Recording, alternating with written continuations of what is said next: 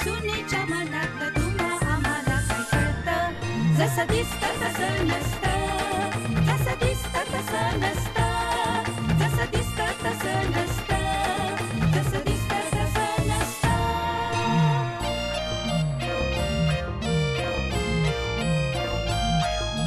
सासून खोड्या काढायला हव्या सुनेन खोड्या मोडायला हव्या दोघींच्या मनातलं गमतीचं नातं जसं दिसतं तसं नसतं जसं दिसतं तसं नसतं जसं दिसतं तसं नसतं जसं दिसतं तसं नसतं. घरी आलेल्या पाहुण्यांचं स्वागत करणं ही रीत आहे. मी यांना आमच्या घरचे पाहुणे मानत नाही, पण तरी ते माझे काका आहेत. मी तुलाच या घरची मानत नाही ग, पण तरी मी या घराची सून आहे. जी माझा शब्द मानत नाही ना ती या घरची असूच शकत नाही. माझा नाईलाज झाला सासूबाई. अगं स्वागताला उभं राहणं याच्याशिवाय दुसरा इलाज नाही. नाईलाजाची भाषा माझ्याजवळ चालायची नाही. भानुप्रिया माटेगावकर म्हणतात मला.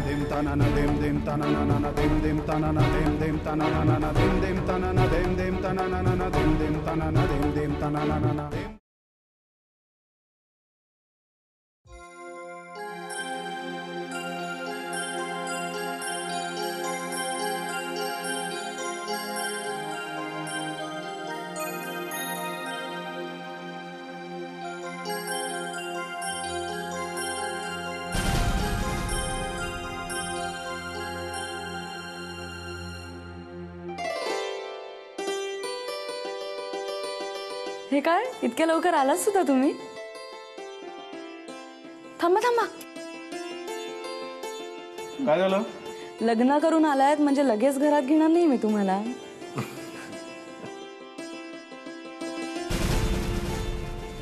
आतुला भाऊजींच्या डाव्या बाजूला उभी राहा.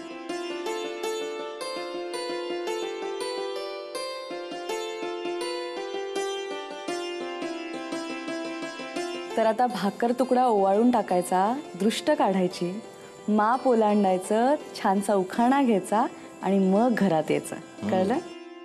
अरे बापरे, म्हणजे आम्ही रात्रीपर्यंत इथेच उभे राहणार विठ्ठल रखुमाई सारखे.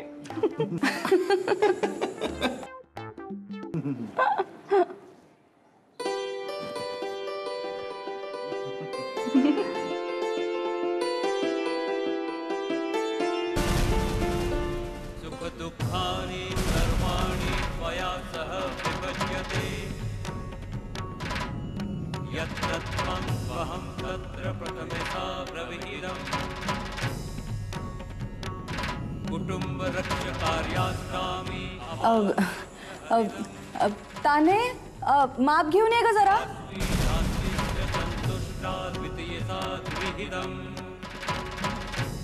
म्हणजे जरा पेटवता. हो.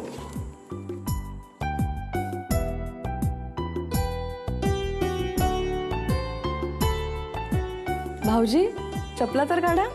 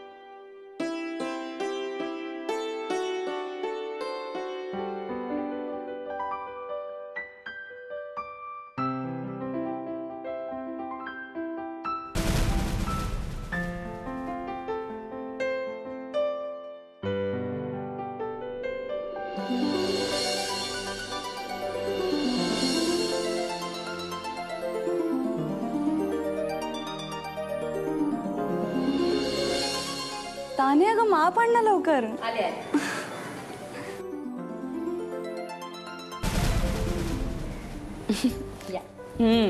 आतुला ये आत ये. थांबा.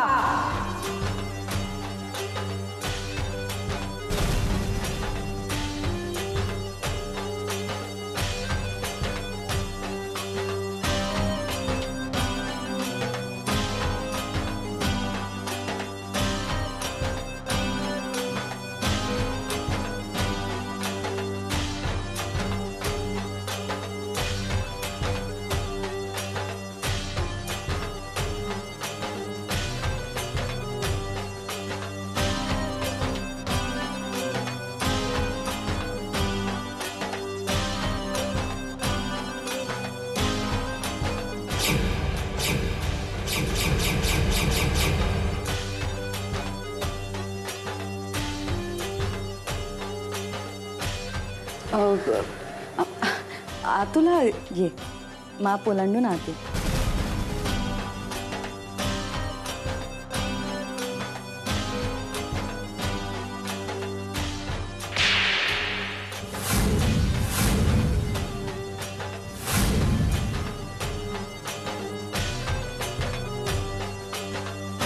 ओ बाई,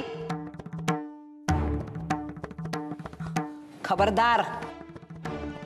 थोबाडातनं एक शब्द काढलास ना तर याद राख. या उदसेला घराबाहेर काढू शकले नाही मी, पण तू अजून उंबरठ्या बाहेरच आहेस.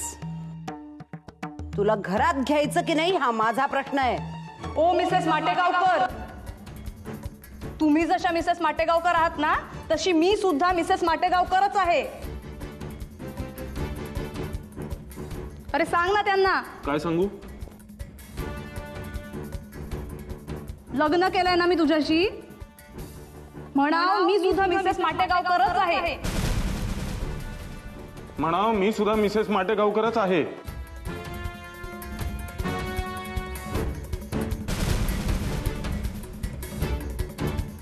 जाऊ बाई, येऊ का मी आत? तुम्ही काय असे हातावर हात धरून उभे आहात? त्या बयेला धक्के मारून बाहेर काढा. अगं विजयनीच आपल्याला धक्का दिलाय. लग्न करायचं नाही असं म्हणत होता. शेवटी बाशिंग बांधून आला. नशीब गुडघ्याला बाशिंग बांधलं नाही ते. अगं आता लग्नच करून आलाय तो, तेव्हा आपण काय करू शकतो? बेटा विमल, चल रीतिरिवाजाप्रमाणे माप ओलांडून तिला आत घे. याचा अर्थ काय? आता अर्थ एवढाच की विजय लग्न करून येणार आहे हे आम्हाला माहीत नव्हतंच. आता विजयचं लग्न झालंय तेव्हा तू आणि ती काय ते बघून घ्या.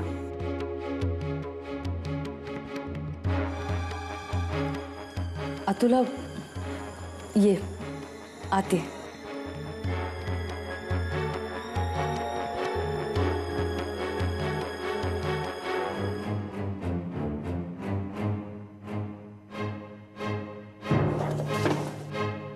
जसं दिसतं तसं नसतं, जसं दिसतं तसं नसतं.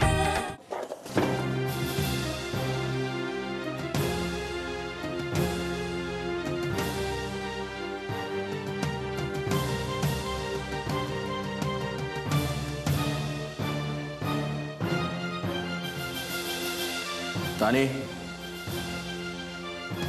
ते माप उचल.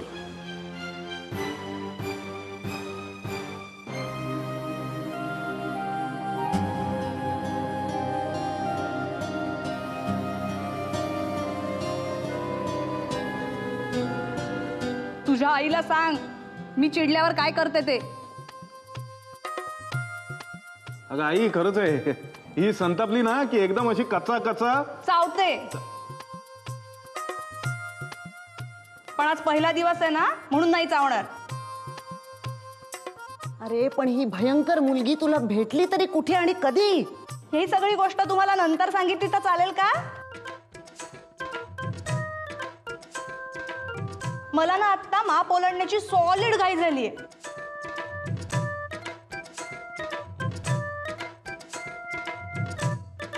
कधी एकदा हा क्षण माझ्या आयुष्यात येतोय असं झालेलं मला, हो की नाही रे? हो ना, खरंच. अगं 2 दिवस माप ओलांडण्याची प्रॅक्टिस करत होती अशी. अशी अशी अशी. तानी दुसरं माप घेऊन ये.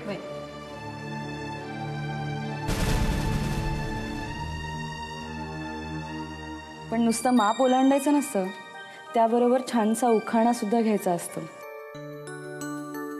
छे, काहीतरीच. घे घे ना उखाणा. अगं अशी का करतेस? त्यात लाजायचं काय? परंपरा आहे आपली.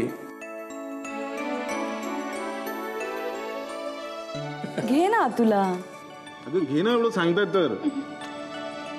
बरं बरं घेते. हा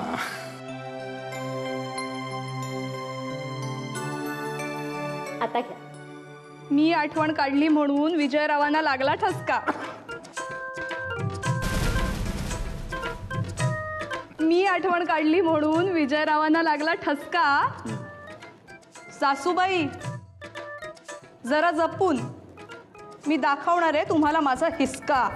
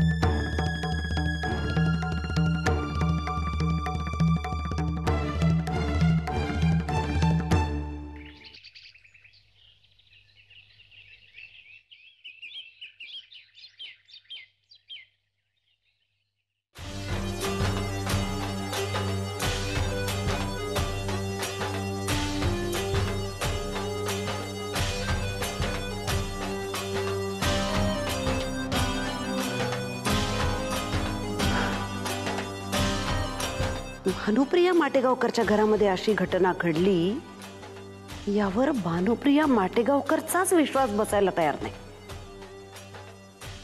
कसा बसेल? बसेल कसा?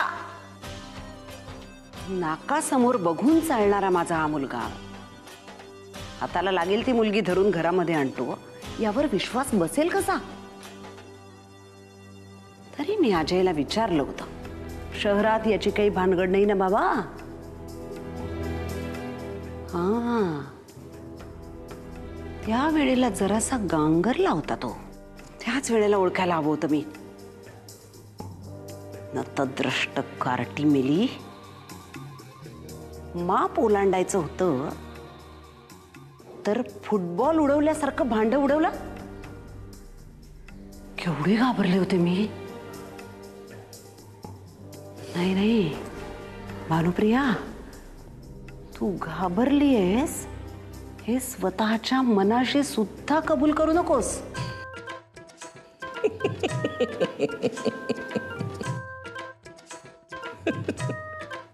असं उभारून हसायला काय झाले?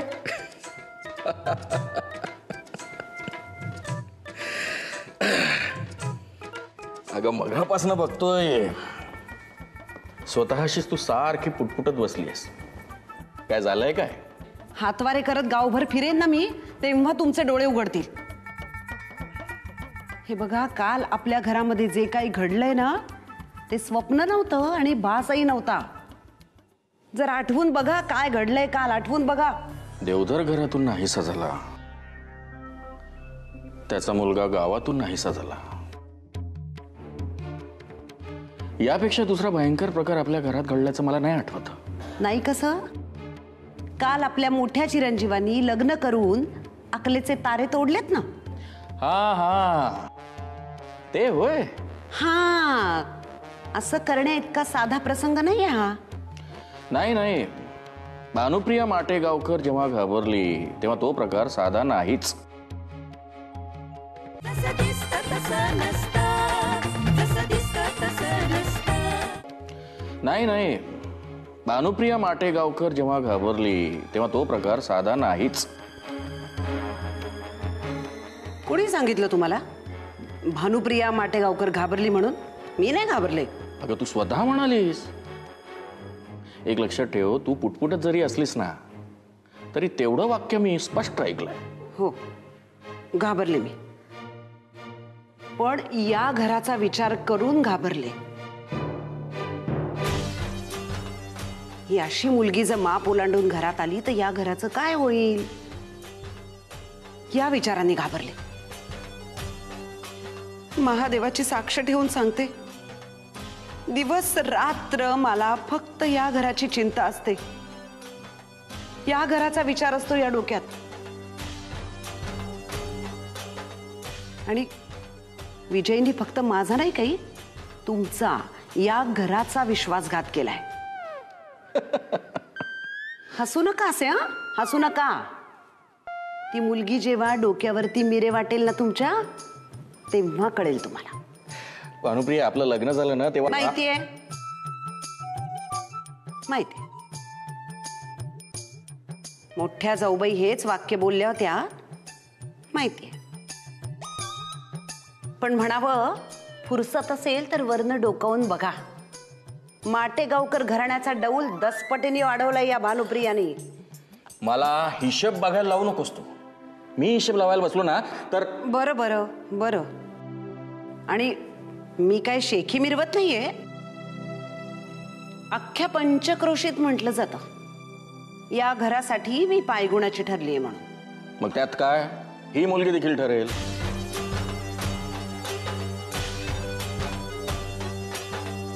फारच पुळका घेऊन बोलताय तिचा, हा? काल ती विमल सुद्धा अगदी तोऱ्यात फुतकत होती. काही कळेनासच झालंय. खरंच तिचा नवरा आणि मुलगा नाहीसे झालेत ना? तू असं का विचारतेस? नाही, तिच्याकडे बघून असं वाटत नाही म्हणून विचारलं. आणि काय हो, चिरंजीवाने काय तुमच्या कानात येऊन सांगितलं होतं की काय, बाबा मी लग्न करतोय? नाही बा, म्हणजे मला माहित नव्हतं. आत्ता आलं लक्षात. काय? त्याने नक्की विमलला सांगितलं असणार, त्या अवदसेला घेऊन घरी येतोय म्हणून. म्हणून अशी पुढे पुढे करत होती. जळली मेलीची हौस तरी. नवरा गेलाय, मुलाचा पत्ता नाही, तरी त्याचं तिला काय आहे का बघा. सूरजबाळ कुठे आहे याची काही कल्पना आहे का तुला? मला काय विचारताय, मी पळवलंय काय त्याला? नाही, तुला आठवत नाही की माहित नाही? काय म्हणायचंय? नाही नाही, म्हणायचं काही नाही मला. अरे हो, चल तुझी तयारी झालीच आहे, निघूया आपण. ऐको, आता कुठे जायचंय? हा घास का करतेस? तालुक्याहून मोठे साहेब आले आहेत, जोडीनं जाऊन आपण जोडीनं जाऊन त्यांना काय सत्यनारायणाच्या पूजेचं आमंत्रण द्यायचंय का? अरे हो, बरी आठवण झाली. सत्यनारायण.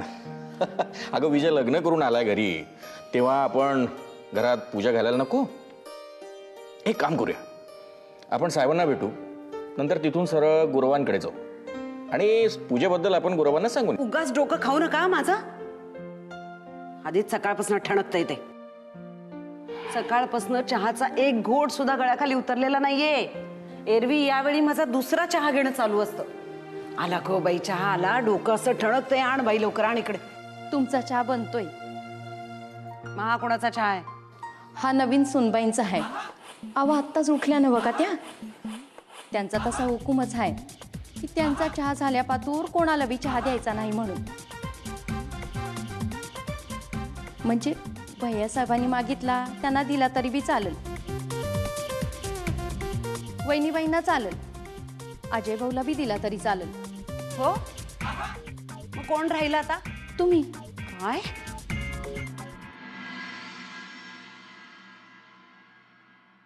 हे बघ, या विषयावर चर्चा आपण नंतर सुद्धा करू शकतो. आत्ता बाहेर गेल्यानंतर आपण काय करायचं ना, ही गोष्ट जास्त महत्वाची आहे. आणि एक लक्षात ठेव, हा टेम्पो तुला असाच मेंटेन करावा लागणार आहे. तू जरा खाली पडलीस ना तरी सुद्धा प्रॉब्लेम होईल. चल आता निघायला. 5 मिनिटं थांब. का? अरे तुझी आईच येईल आतमध्ये तणतणत. मग माझी आई आत आली अशी तर आपण काय बोलायचं, कसं वागायचं हे आधी ठरवायला हो ना. मी सगळं ठरवलंय आधीच. काय? तिला आधी आत तर येऊ दे. अगं हो, पण आधी मला कळायला हो ना. नको, तू उगाच गांगरून जाशील. म्हणजे